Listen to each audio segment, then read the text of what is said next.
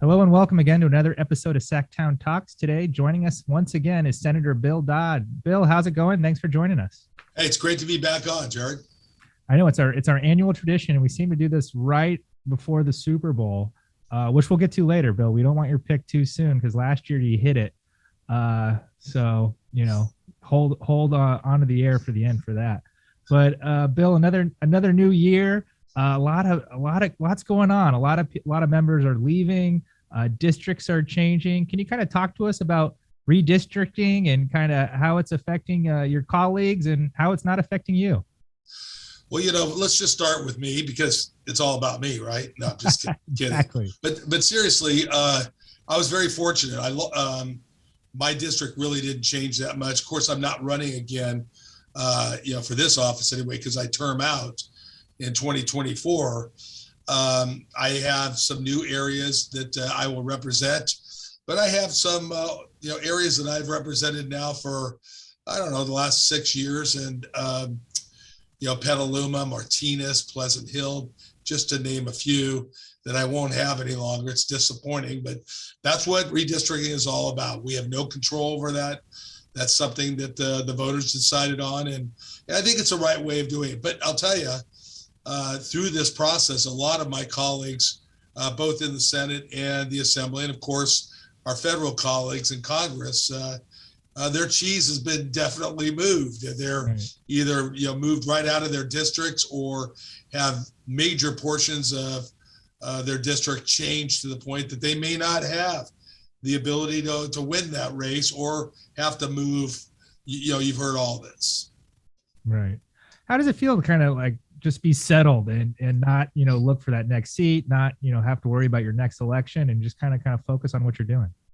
It really feels good. I noticed that last year, my approach to in my approach to bills, and it's something that I think I really love being in the Senate, and I really appreciate Senate Pro Tem Tony Atkins allowing us to be senators to represent our almost or more than 1 million constituents, depending on what district you're in, and that's my case, to be able to represent your district. And I think that I take that more seriously now than I have in the past, because look, at when you're running, and everybody out there that's watching today knows and understands the challenges that come along with that with special interest.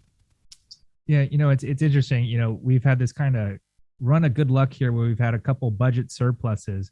Kind of how are you looking at the budget this year, and kind of what do you think is needed kind of for your district this year in the budget? Well, not only for my district, but for the whole state of California, I am thoroughly convinced that we need to set a formula for funding fire prevention. We talk about fire suppression, and our CAL FIRE teams just do an amazing job. But with climate, anomalies that we have, that sometimes these winds are so great, that's, investing all in fire suppression isn't going to get the job done. We've got to do a good job and enhance. Like this year, we've got in our budget, we're really pushing to get more CAL FIRE boots on the ground, men and women, making sure we can get to those spots early. But I'm telling you, I think we ought to have a metric. Maybe it's 50% of suppression funds budgeted set alone, not taking away from, but additive for preventing wildfires. And that's fire breaks, and that's reduction of fuels, that's shaded fuel breaks, that's working with our communities in these FireWise programs or programs associated with county resource conservation districts. They're all incredibly important. And this is not a 1 or 2 year deal. This is going to be, in my view, like painting the Golden Gate Bridge. You start at one end, you finish at the other, and you start all over again until these climatic conditions either cease or morph into something different. I see that as a big budget number in our future. Yeah, I guess, do you have any idea of the scope of kind of the funds that are necessary to kind of do some of the things you're talking about? I think we can just start it,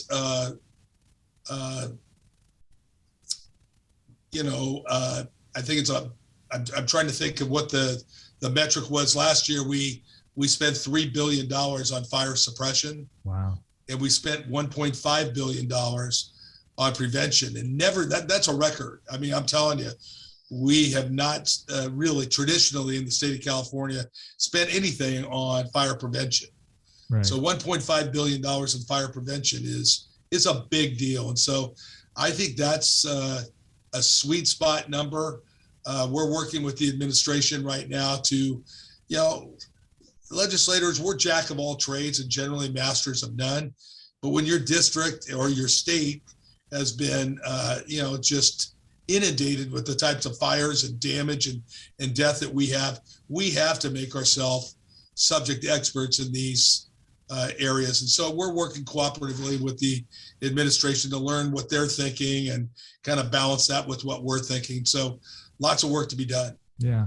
A lot of blame has been placed on the utilities and kind of for sparking these fires. Are there any kind of measures you're working with the utilities to kind of look at to kind of prevent these from happening in the future? Well, it's really interesting because after the 2017 fires, I was working with somebody that was advising me, a constituent in Napa County, who is a senior person, fully retired from PG&E, that had everything to do with the transmission lines and the distribution lines.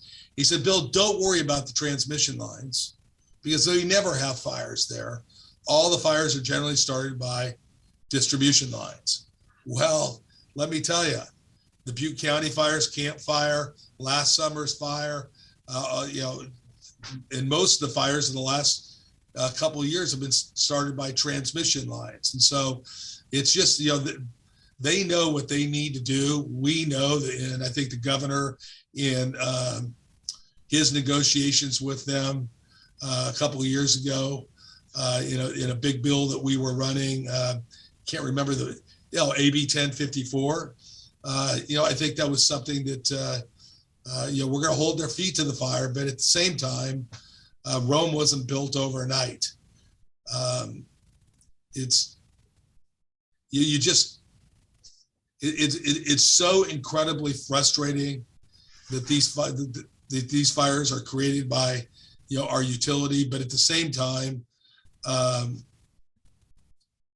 we can't undo 20 years of ignorance. And when I say ignorance, ignoring the amount of investment they needed to put into maintenance of their lines and tree trimming and everything. And while I do believe this new president of PG&E, Patty Poppe, is on the right track in terms of burying lines, in these particular areas. Again, Rome was not built overnight, but we've, I keep saying, I think I said this in the last time, hope is not a strategy, but doggone, it sure goes a long way if it works. Exactly. Kind of in a similar line, with your background in water, we had some early rains here and it looked like, maybe we had a couple of drought busters, but it's dried up here in January. What are some of the things you're looking at in the water world and how are we looking drought wise up in your area? Well, I think, one of the things that I was hearing in my district is just listen. This is in December, of course. At the end of December, we've got all the talking heads saying, "Oh, well, we have record snowfall in the Sierras, and we have our reservoirs are filling up everywhere." And then, then behind it, we have people are saying, "Hey, but the drought's still on. The drought's not over." And I think our messaging oftentimes is not correct. But I think we can always have that caveat. Look, at California's an arid state, so we can't get too far ahead of ourselves. We've got to, continue to keep our eye on the ball. And those prognosticators actually were right. Here we are now, 30 days without much precipitation, if any at all. And looking forward in the next couple of weeks doesn't look promising either. So,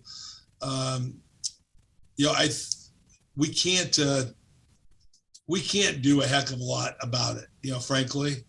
I believe that, our, water agencies and everything are doing everything that they can, in terms of the Diagnostics. We've got the measuring, and we know how much our snowpack is right now. Our local water districts are doing the same. We're just going to have to, get through the next couple months. And again, here we are looking at hope, because beyond hope, there is nothing we as human beings can do, particularly with these climatic conditions. So I'm very hopeful that we can look at maybe February, March, where we have enough rains to sustain the type of setup that we thought we might have in December. Yeah. You made the news a couple weeks ago for a bill you're working on dealing with feral pigs. Bill, what's going on, and why do we need to address these feral pig issues? Well, I'm telling you, I am absolutely shocked about how much attention that bill has received here in the California, with so many issues that we have: homelessness, affordable housing, COVID, and we can go on and on and on, the EDD and all these different things. And you throw a bill out there like that, and every media outlet across the country seemingly is writing stories on it. Essentially, this has been a problem that's been ongoing for a long time. These feral pigs are like distant cousins of domesticated pigs that were brought over by the early settlers in the 1800s and just allowed to go free. And they've gotten into their wild state and habitat, and are doing massive amounts of damage to our environment, to our water courses, to agriculture, even getting more and more into suburban areas where they're rooting up with their tusk and everything, ball fields, soccer fields, baseball fields, our parks. And it's just gotten to a point where the system that we have set up right now for hunting feral pigs is, a license for every pig that you take. You get one license, your hunting license, but then every one is, after that is separate and apart and expensive. So in this particular case, what we're asking and advocating for with SB 856 is the ability for hunters to get a permit to be able to take pigs, and it'll be a one-time cost of $15 if you're a resident of California, $50 if you're outside the state of California, and have at it. Take as many as you want with that permit. Well, do you have any less glittery bills you're working on this year? Well, yes, I do, but they have their own style of glitter too. I am a big supporter of the Highway 37 expansion. For those that are on today that don't really know what that is, that's the only east-west connection, frankly, from Sacramento through Solano County to Marin County, and around the west side to the Golden Gate Bridge. And also it takes folks from Marin and Sonoma counties to Solano County. We have a huge workforce that commutes every weekend, every day in those areas. So first and foremost, I would have been supportive of this if it was just a congestive relief program, because commuters are spending an extra hour a day. So it's like a couple hours a day in traffic because it's such a mess. Right. But in addition to that, we've already had flooding problems there because it goes right through the North Bay, if you will, the tidal wetlands that are up in that area. And we fully expect that in another decade or two, all of that will be inundated, be underwater.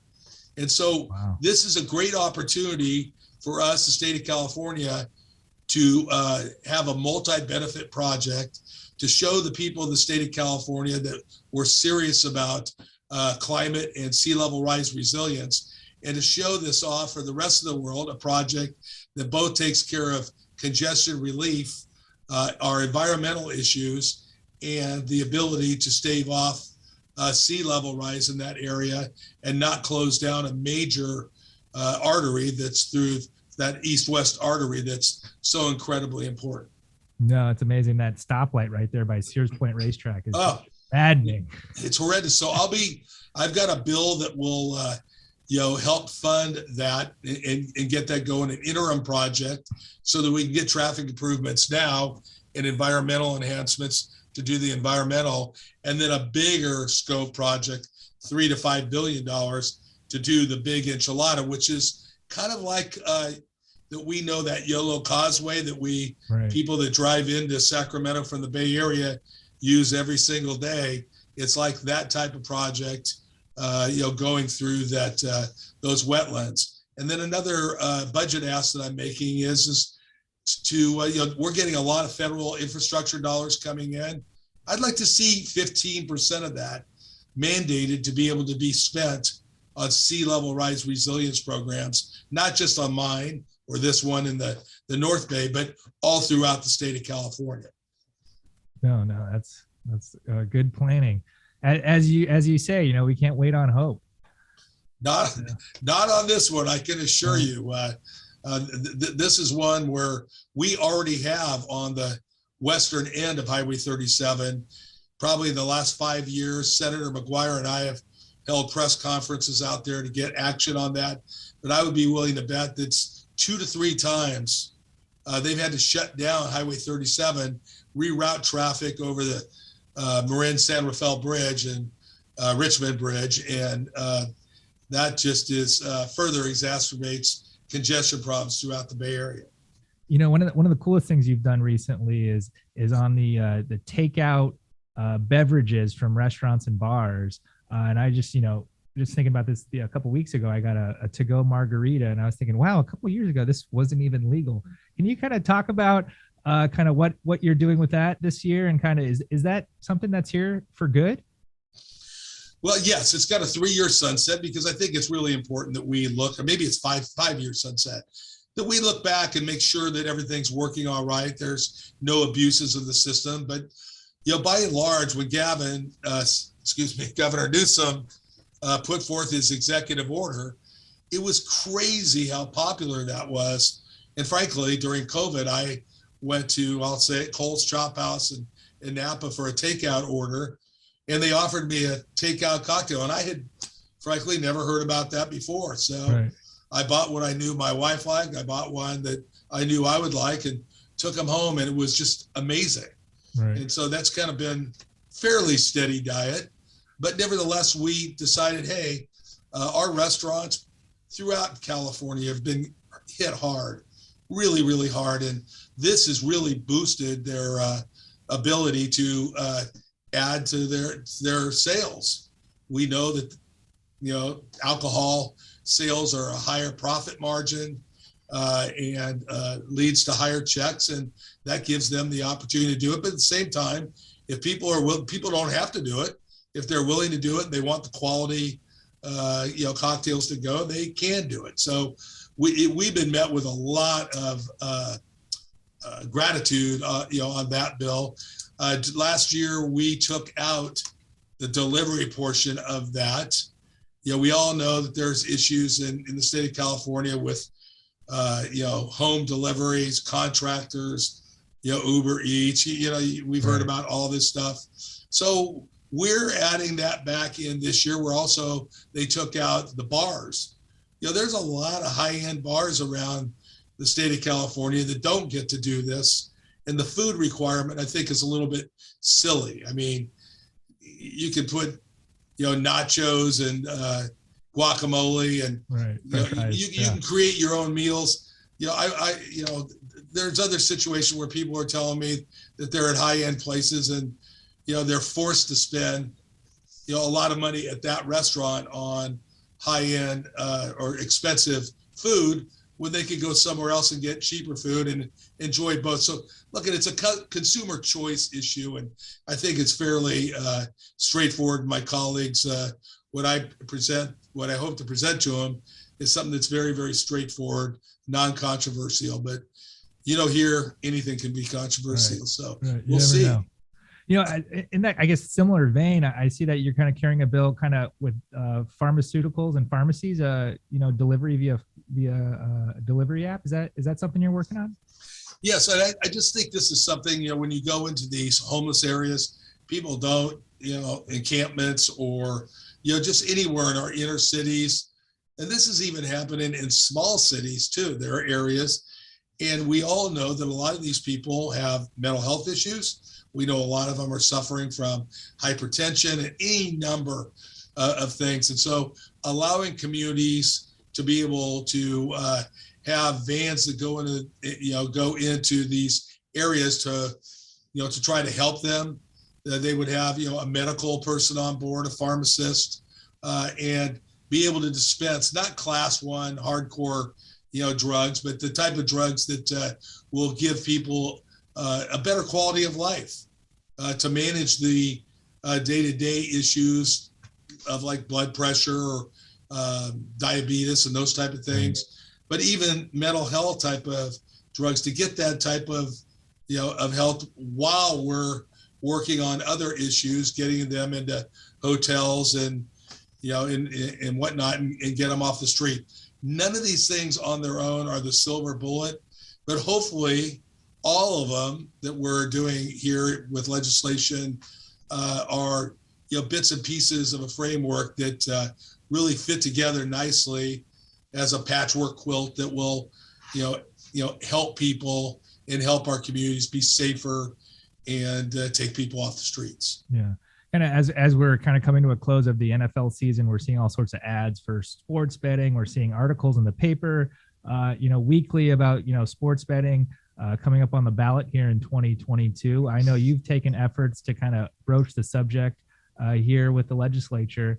Kind of what are some of your thoughts on sports betting here in California? And do you see the legislature taking this up at all, or do you think it's going to come down to a ballot fight? Well, look, we remain available. As you said, I did that before. I tried a bill, I think it was 3 years ago. No good deed goes unpunished. Boy, that was brutal. A lot of life learning experiences there, but I would do it again. I think it's important. Frankly, I think it might have happened aside from, my bill that I had on sports betting, if the state was in financial trouble. When we were talking about potentially the initial analysis pre-COVID was like a $30 to $35 billion deficit, then $1 billion in tax money on sports betting in the state of California is a big deal. Right. Now with the surpluses, nobody's willing to take that step. But now there's three or four different initiatives, varying degrees that are before us. What it will take for us to be able to work with all the stakeholders, and that would be our tribes, that would be our sports betting platforms, that would be our card rooms, and I'm probably forgetting 2 or 3 other partners here that are important partners. But everybody's going to have to come to the table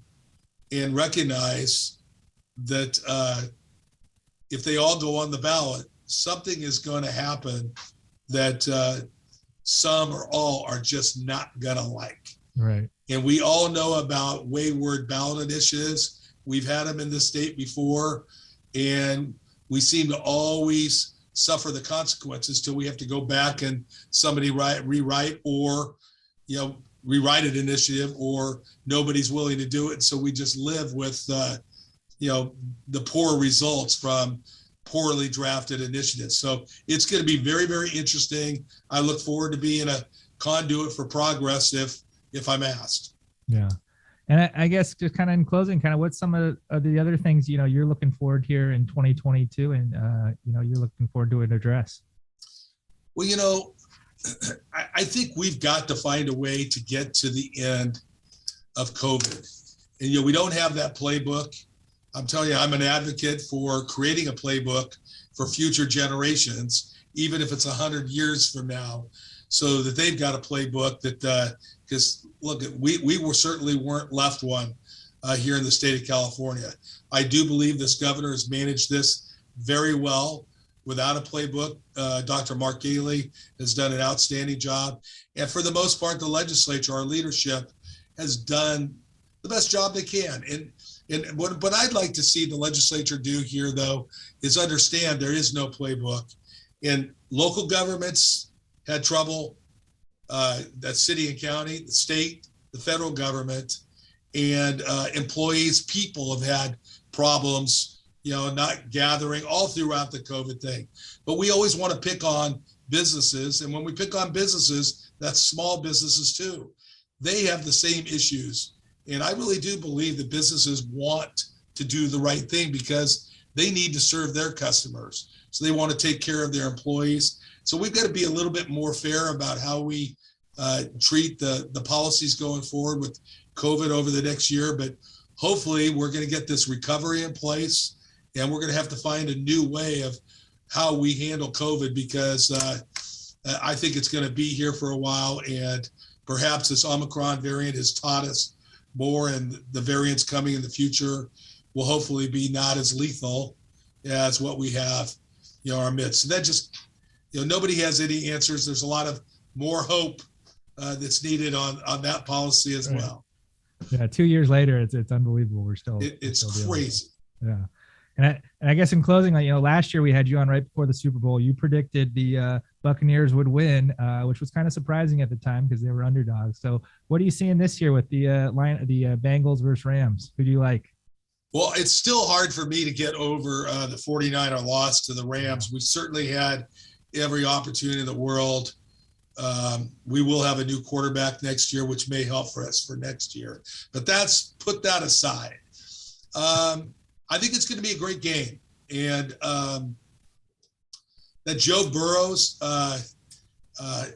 can't be denied anymore. That guy at every single level has done such a great job. But then on the other side, Matt Stafford, I think, led them to a great victory over the 49ers. I think it's a toss-up. I'm not betting on this game, but hopefully what we'll get with this game is the same type of games that we've gotten all throughout the playoffs. One that everybody can get behind, and you're waiting in your seat with your to-go cocktail or wild hog dinner, and the game's going to come down to the last play. Yeah, sounds great. To-go cocktails and wild roasted hog nachos for everyone. Pulled wild hog. Sounds great, Bill. Well, thank you so much for joining us. I know you got to go, but always great having you on the show, and wish you the best this year. Sure. Thanks a lot. You take care. You too. Bye-bye.